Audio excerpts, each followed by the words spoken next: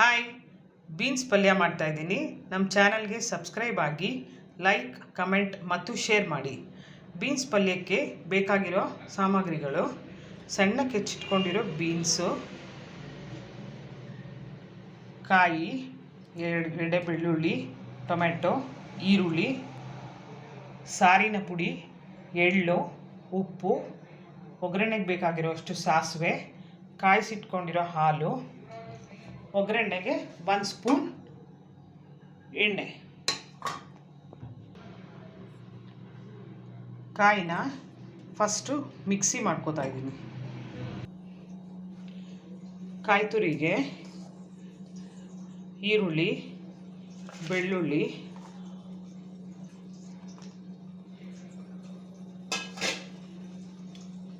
ಸಾರಿನ ಪುಡಿ, ನಿಮ್ಮ ಮನೇಲಿ ಯಾವ್ದು ಯೂಸ್ ಮಾಡ್ತಿರೋ ಸಾರಿನ ಪುಡಿನಿ ಅದನ್ನೇ ಹಾಕಿ,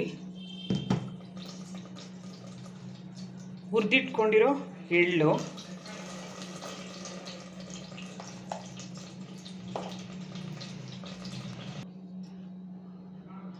ಟೊಮೆಟೊ ಇಷ್ಟನ್ನು ರುಬ್ಕೋಬೇಕು.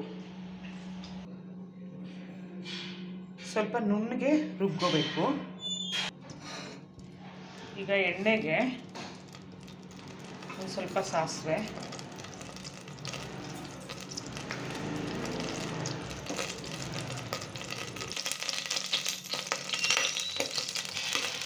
ಹಾಕಿದ್ಮೇಲೆ ಹೆಚ್ಚಿಟ್ಕೊಂಡಿರೋ ಬೀನ್ಸ್ನೆಲ್ಲ ಹಾಕಬೇಕು.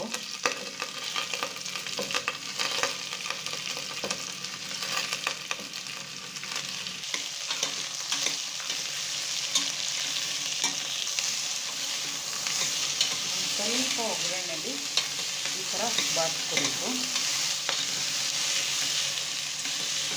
ಅದಕ್ಕೆ ಈ ರುಬ್ಬಿಕೊಂಡಿರೋ ಮಸಾಲೆನೆಲ್ಲನೂ ಹಾಕಬೇಕು.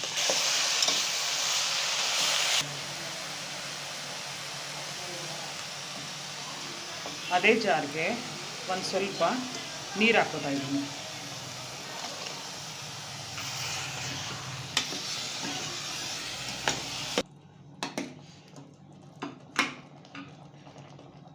ಇದು ಇಷ್ಟು ಸ್ವಲ್ಪನೇ ತೆಳ್ಳಗಿರಲಿ, ಆಮೇಲೆ ಹಾಲು ಹಾಕ್ಕೋಬೇಕಾಗತ್ತೆ. ರುಚಿಗೆ ತಕ್ಕಷ್ಟು ಉಪ್ಪು,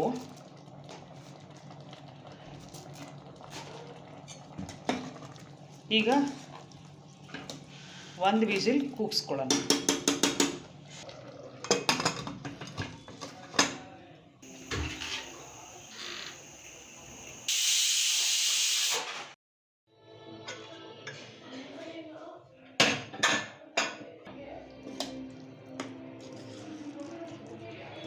ಇಷ್ಟು ಗಟ್ಟಿ ಇದೆ. ಇದಕ್ಕೆ ಕಾಯಿಸಿರೋ ಹಾಲು ಹಾಕಬೇಕು.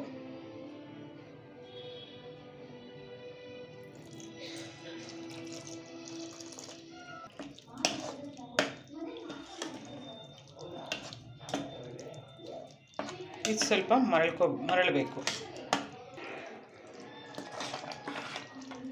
ಕುದ್ದಿದೆ, ಪಲ್ಯ ರೆಡಿಯಾಗಿದೆ.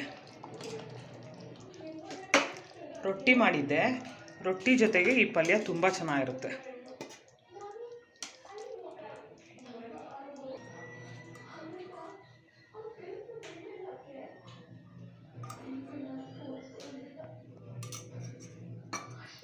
ಬೀನ್ಸ್ ಪಲ್ಯ ರೆಡಿ.